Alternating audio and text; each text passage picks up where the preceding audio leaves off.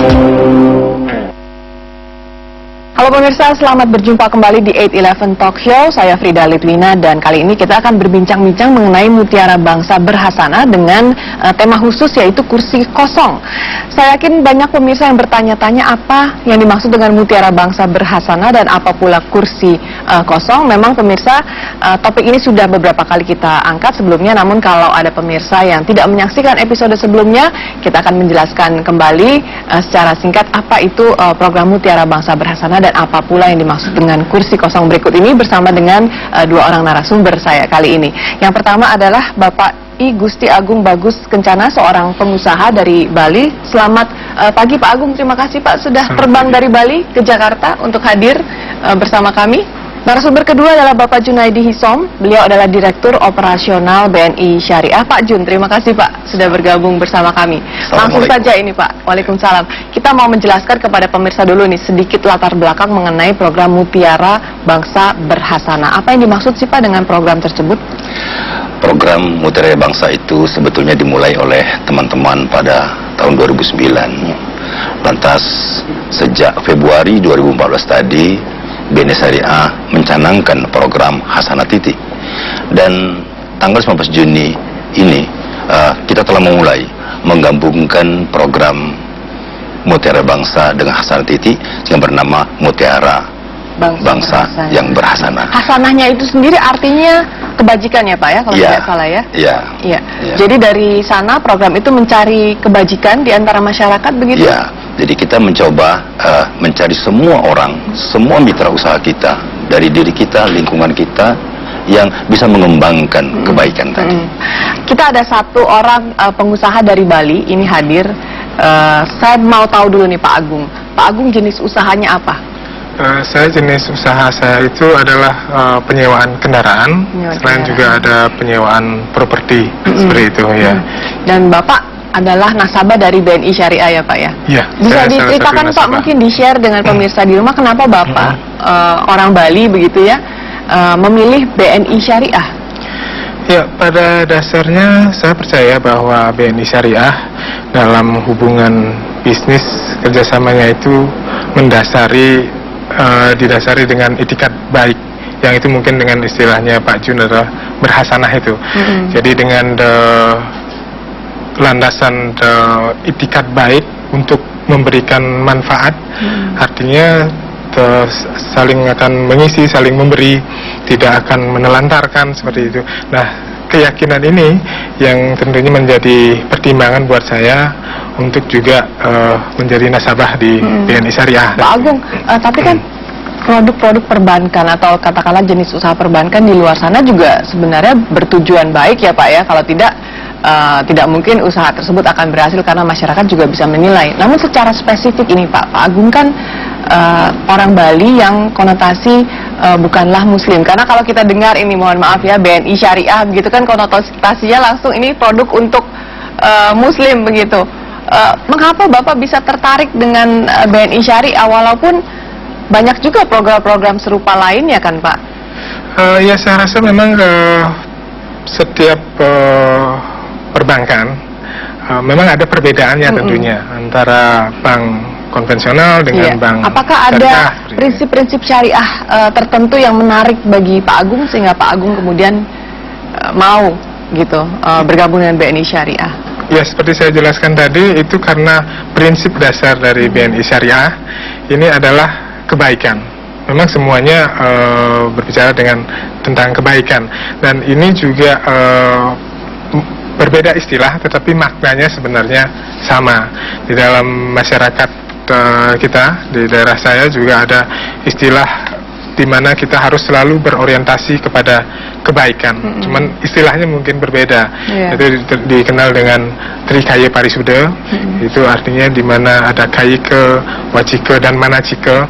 Itu artinya dalam segala aspek kehidupan kita selalu hendaknya berupaya untuk melakukan suatu kebaikan, mulai dari berpikir yang baik, berkata-kata yang baik, dan bertingkah laku yang baik.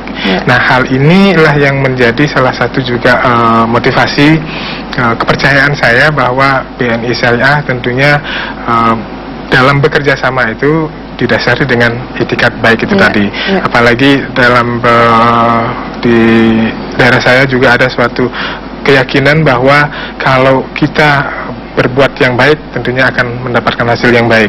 Itu dikenal dengan istilah karma phala seperti itu ya.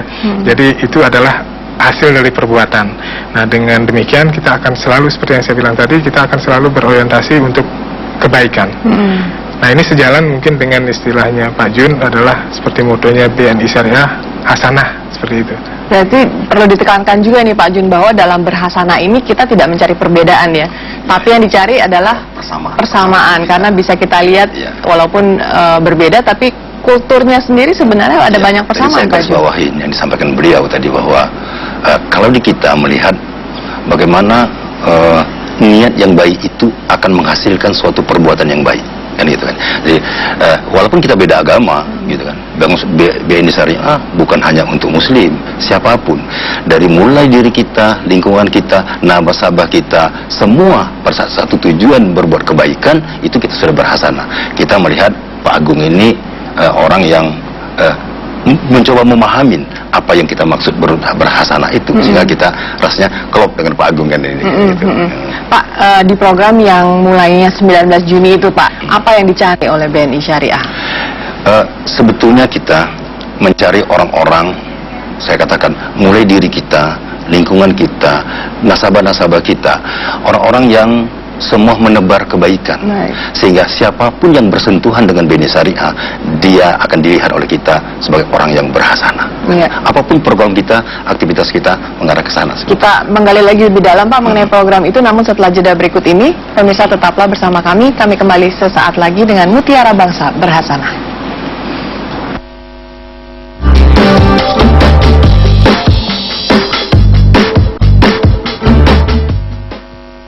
Dipersembahkan oleh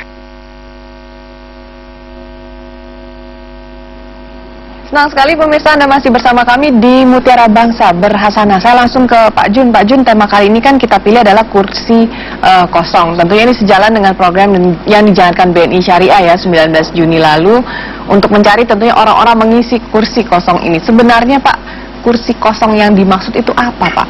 Kursi kosong adalah kita mencari orang-orang, mencari pemimpin yang berhasanah. Semua orang dengan duduk dimanapun dia bisa menebar kebaikan.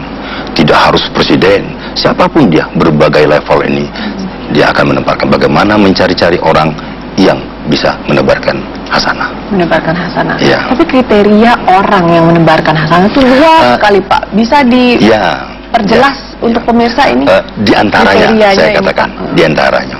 Yang berhasanah itu kita mengambil bahwa orang atau pemimpin yang tidak menzolimi, pemimpin yang tidak menelantarkan, gitu ya. Jadi siapapun dia, dulu dimanapun dia, pada saat dia memikirkan banyak orang, memikirkan orang di sekitarnya, memikirkan rakyatnya, itulah yang berhasanah.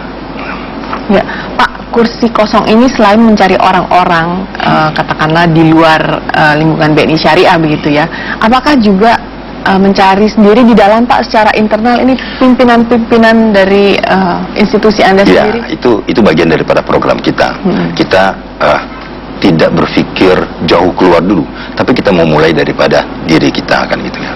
Di internal kita, kita coba misalkan bagaimana mengembangkan layanan yang berhasanah. Jadi kalau semua nasabah kita kalau berhubungan dengan BNI, pada closingnya, pada akhirnya itu selalu didoakan. Selalu muncul kalimat semoga usaha Bapak akan berkah kan itu. Jadi membedakan BNI Syariah dengan yang lainnya, dengan teman-teman yang lain, bahwa kita tunjukkan bahwa berhasanah itu kita mendoakan teman-teman kan gitu ya. Semua nasabah kita itu kita doakan. Benar tidak Pak Agung yang dikatakan oleh Pak Jun ini? Beda tidak nih layanannya BNI Syariah? Ya, pertama saya ingin apresiasi sekali. Saya sangat mendukung sekali ada gerakan moral ataupun ini dari BNI Syariah untuk mencari mutiara bangsa berhasanah itu. Nah, artinya berhasanah ini kan adalah mencari orang-orang yang biasa, yang melakukan hal-hal yang luar biasa untuk lingkungan di sekitarnya. Nah, ini tentunya kan orang-orang yang baik, karena pada prinsipnya kebaikan ini kan sifatnya universal, lintas agama seperti itu ya. Nah, jadi dengan yang apa yang dilakukan oleh BNI Syariah ini menambah keyakinan saya bahwa BNI Syariah selain menjalankan bisnis usaha perbankan seperti itu, juga melakukan langkah-langkah nyata untuk kebaikan bangsa dan mulai negara. dari gerakan moral ini, mulai Pak, dengan gerakan moral ini untuk mencari mutiara bangsa berhasanah. Karena saya yakin orang-orang yang seperti ini perlu diekspos, sehingga ini akan memberikan motivasi dan inspirasi bagi masyarakat luas. Ini Pak Agung sudah mengisi kursi kosong sepertinya nih, satu kursi kosong di Bali. Ya. Jadi kalau saya contohkan lagi misalkan gitu ya, sumber daya yang utama itu bukan alam, tapi anak bangsa yang berhasanah. Nah, kita ingin menebar itu. Kita ingin memberikan contoh, ingin menebar virus kebaikan itu kepada siapapun. Beliau adalah salah satunya. Mungkin Mbak Frida juga salah satunya kan. Amin. Nah Pak, kalau kekayaan alam kan ini sudah sering kali dieksplorasi, tapi anak bangsa yang berhasanah sepertinya kurang tereksplorasi. Nah, ini adalah salah satu upaya untuk mengeksplorasi begitu, mencari ya Pak. Nah, di Bali sendiri ini Pak Agung, ini menjadi sasaran untuk mencari mutiara bangsa berhasanah. Pak Jun, bagaimana caranya ini mengajak masyarakat Bali ataupun masyarakat lainnya yang mungkin ada perbedaan agama, perbedaan ras, perbedaan-perbedaan lainnya untuk sama-sama mencari persamaan dan mengisi kursi kosong? Apa yang sudah dilakukan BNI Syariah, Pak? Itu tadi. Yang pertama kita, lingkungan kita. Lantas kita bersentuhan dengan nasabah-nasabah kita. Semua nasabah kita ajak satu persepsi bagaimana bertindak, berlaku hasanah, bagaimana mengajak semua itu kepada kebaikan, sehingga semua orang nanti akan lihat siapapun yang bersentuhan dengan BNI Syariah, dia akan tercipta image bahwa dia berhasanah. Jadi Pak Agung menjadi duta kita juga untuk kepada masyarakat yang lainnya. Pak Agung, mungkin bisa diberikan contoh ini bagaimana caranya untuk bisa menjadi seorang mutiara bangsa, katakanlah di Bali begitu. Apa sih yang bisa dilakukan oleh masyarakat di sana, Pak? Ya, saya yakin ini artinya kalau seperti di daerah saya itu masih banyak orang-orang yang mempunyai komitmen, berpikiran baik untuk melakukan sesuatu yang bermanfaat bagi lingkungan. Nah, ini dengan adanya program moral dari BNI Syariah tentunya akan menggali hal-hal yang seperti itu.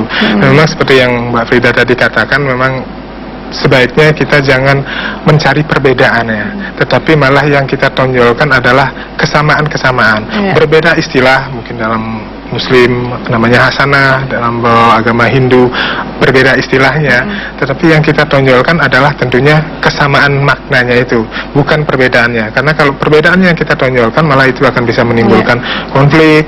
Tapi kalau persamaan yang kita tonjolkan, nanti yang muncul adalah toleransi, harmonis, gotong royong, kerjasama. Saya rasa seperti itu ya. Baik, kita harus jeda dulu ini Pak. Sekali lagi pemirsa tetaplah bersama kami kembali sesaat lagi masih di Mutiara Bangsa Berhasanah.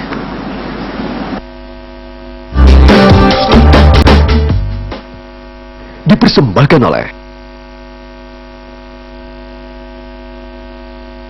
Ya, pemirsa, Anda masih bersama kami di 811 Talk Show Mutiara Bangsa Berhasanah. Saya mau langsung ke Pak Agung ini. Pak Agung, Anda sudah tahu mengenai program Mutiara Bangsa Berhasanah. Pendapat Bapak tentang program ini apa, Pak? Program ini sangat bagus sekali. Artinya untuk mengekspos, mengangkat orang-orang yang berhasanah, orang-orang baik, orang-orang biasa yang melakukan hal-hal yang luar biasa, yang bermanfaat untuk lingkungan di sekitarnya. Mudah-mudahan hal ini bisa dilakukan oleh BNI Syariah secara berkesinambungan, sehingga ini akan bisa seperti istilahnya Pak Junaidi, akan menularkan virus kebaikan kepada semua segenap lapisan masyarakat. Pak, produk dari BNI Syariah sendiri yang selama ini sudah Bapak rasakan yang sesuai dengan katakanlah kultur di Bali sendiri apa, Pak? Khususnya karena saya memanfaatkan produk pembiayaan, kemudian usaha bisa jadi lebih pembiayaan dengan bagi hasil itu yang paling pembiayaan dengan bagi hasil ini ya. Produk yang seperti yang Pak Jun sampaikan itu bagi hasil itu memang ada kemiripan dengan tradisi masyarakat di Bali, walaupun istilahnya berbeda, yaitu ada dikenal dengan istilah nyakap, ngadas ataupun nandu. Nah, ini prinsip kerjasama bagi hasil sebenarnya. Baik. Ya, jadi prinsip bagi hasil itu antara pemilik lahan ataupun pemilik hewan ternak dengan penggarap. Nah, ini prinsip ini, kerjasama ini didasari oleh itikat baik. Itikat baik untuk mencapai tujuan bersama, tentunya saling memberi dan menularkan kebaikan dan juga menularkan begitu, kebaikan ya, itu sendiri. Ya. Ya. Pak Jun, ini kan Pak Agung adalah pengusaha. Dalam program Mutiara Bangsa Berhasanah ini siapa yang dibidik? Apakah hanya pengusaha saja? Apakah berhasanahnya harus di bidang ekonomi begitu, ataukah bisa non pengusaha partisipasi, Pak? Bisa juga. Jadi kebetulan beliau di pengusaha. Tidak hanya ekonomi, tapi kegiatan apapun, semua sektor itu bisa masuk. Gitu. Yang penting di mana kita berada, di kursi mana kita duduk, itu kita menebar kebaikan. Pak, ini kan yang dicari ini adalah orang untuk mengisi kursi kosong ini. Nah, mereka yang kalau kita tampilkan kan sekarang nih Pak Agung nih pengusaha. Di episode lalu juga ada seorang ex guru yang kemudian menjadi pengusaha ternak begitu, dan juga menularkan kebaikan melalui bidang ekonomi. Nah, untuk bisa mengenali Mutiara Bangsa yang tidak bergerak di bidang ekonomi, itu upaya apa yang dilakukan, Pak? Apapun yang bersentuhan dengan masyarakat, bersentuhan dengan bini syariah, yang mengajak kebaikan akan terus-menerus kita tonjolkan. Baik, berarti apapun itu ya. Di bidang ekonomi atau di bidang kebudayaan, sosial, budaya, ya kan, seperti itu. Akan dicari ini Pak ya, oleh Mutiara Bangsa Berhasanah. Mungkin untuk sebagai penutup ini terakhir dari Pak Agung, saya ingin pesan-pesan dari Pak Agung mungkin kepada pemirsa baik yang di Bali maupun di luar Bali, apa yang harus mereka lakukan Pak untuk menjadi Mutiara Bangsa? Ya tentunya selalulah kita berusaha berorientasi untuk berbuat kebaikan. Nah, nanti tentunya akibat yang akan kita dapatkan, efek sampingnya itu adalah nanti juga akan mendapatkan kebaikan. Seperti itu saya rasa. Baik, kepada Pak Jun, mungkin kesimpulannya Pak, kalau masyarakat ingin memunculkan dirinya itu bagaimana caranya Pak? Bisa daftar di BNI Syariah. Daftar di BNI Syariah. Akan kita bantu, kita support, dan kita tularkan. Siapapun sebetulnya, tidak harus mendaftar. Tanpa mendaftar dan kita pun, kita akan mencoba mencari mereka kan itu. Siapapun yang menebar kebaikan itu kan. Tapi Pak, skalanya itu seperti apa? Apakah memang harus katakanlah membantu, dalam tanda kutip membantu 100 orang atau membantu 1000 orang? Itu kan berbeda itu Pak skalanya. Bagaimana caranya menemukan kalau mereka tidak mendaftar? Mungkin Pak Jun bisa bantu, kalau pemirsa ada yang mau partisipasi, mereka harus datang ke kantor cabang atau ada cara lain? Ke kantor cabang bisa. Tapi yang penting kita katakan tadi adalah menularkan. Jadi tidak harus daftarkan. Pak Agung bisa informasi kepada kita. Oh, ini ada teman-teman saya seperti itu, dan itu terus saja getuk tularnya terus melebar dan seterusnya seperti. Berarti dari orang ke orang juga bisa dilakukan seperti itu ya Pak ya. Baik, terima kasih Pak Jun atas waktunya, dan juga Pak Agung sekali lagi Pak, terima kasih. Dan demikianlah perbincangan kami kali ini. Mutiara Bangsa Berhasanah masih akan kembali lagi minggu depan, dan jangan lupa berbuatlah hasanah maka Anda akan dikenang selamanya. Terima kasih dan sampai jumpa.